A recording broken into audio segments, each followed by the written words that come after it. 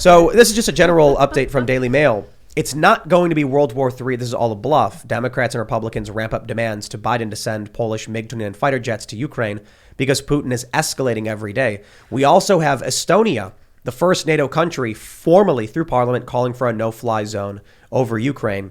Every day, we're inching closer and closer to some reason the U.S. or NATO has to be involved in this. And now we're getting these stories. On March 11th, ABC News reported that Russia was moving in with biochem suits. Why would they say that? Because they don't just come out outright and say, Russia fired a biological weapon. They say, remember last week when we saw the Russians wearing those biosuits?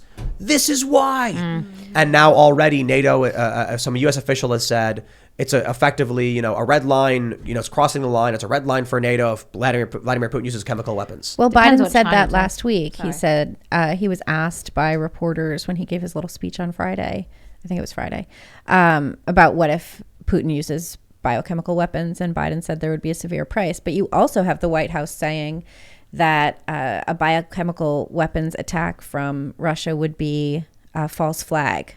They also talk about that. Already? Yeah, they're talking about all kinds of stuff. It's very hard to, I cover the news every day.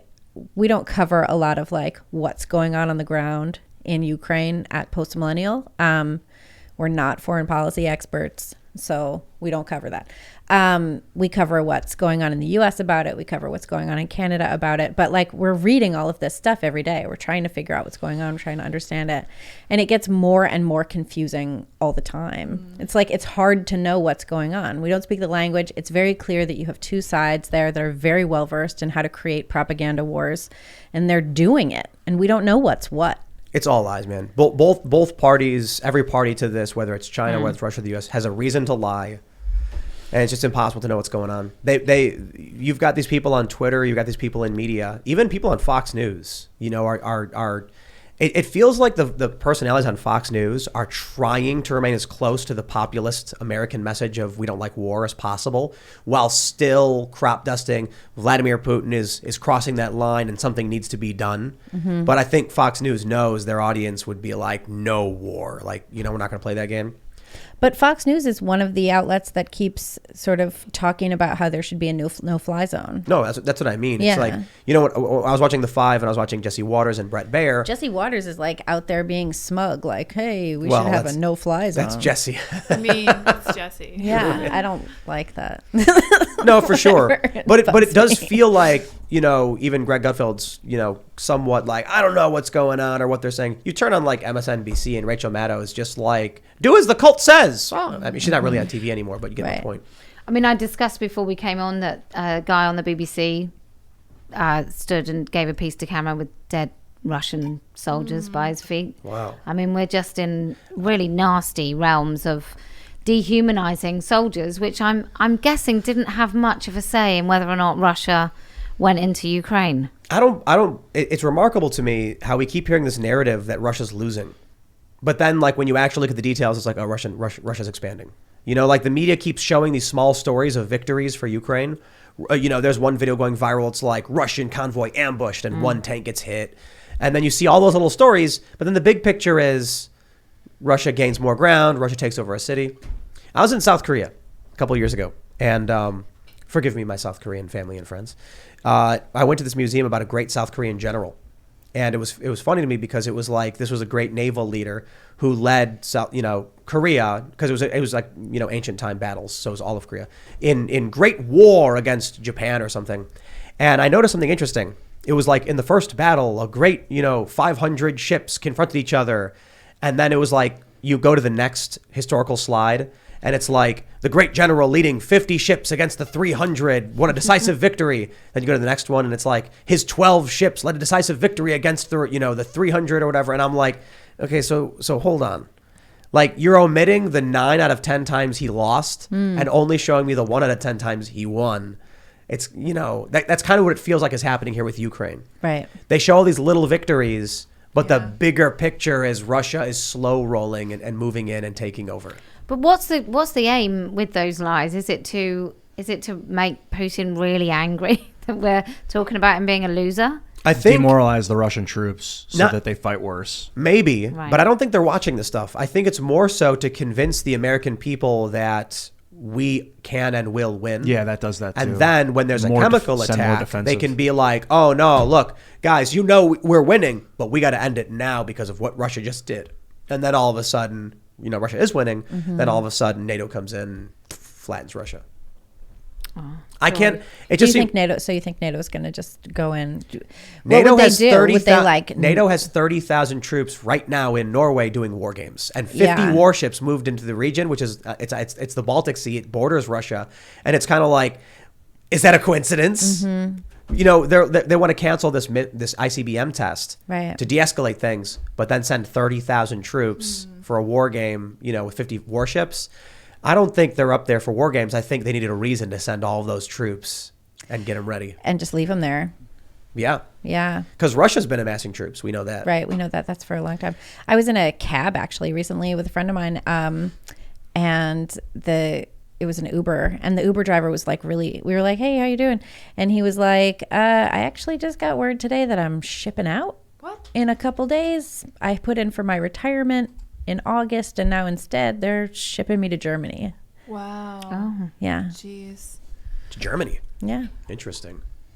I'm really curious what you guys think of Trevor Noah coming out and saying, basically, if Trump were in charge, this would not be happening, and he thinks that Biden probably wishes he could bring Trump in as president wildcard to get. Did he? Wait, He Trevor did. He Noah said- said that? Wow. Yeah, didn't he see sure that? did. It was Wow. pretty Shocked. amazing. We It was covered really that. incredible. Yeah. I Bill, mean, Bill I think Maher that- said something similar. Yeah. Yeah. Well, Trump said to, I think, Sean Hannity the other night that he said something to Putin that made Putin clear that he should not invade Ukraine. It was probably something like, I'm a crazy man and I might just nuke you. He said he would nuke Moscow. Right. Yeah. Trump came. So this is the craziest thing because I think it's insane, and it's one of the things that worries me about Trump. But if it works, I guess the initial reporting was that New York Post ran a story saying Trump reportedly told Xi and Putin. He told Putin, if you go into Ukraine, I will hit Moscow. He told Xi, if you go into Taiwan, I will hit Beijing. Right. And both leaders were like shocked. But hold on, Trump then came out and bragged.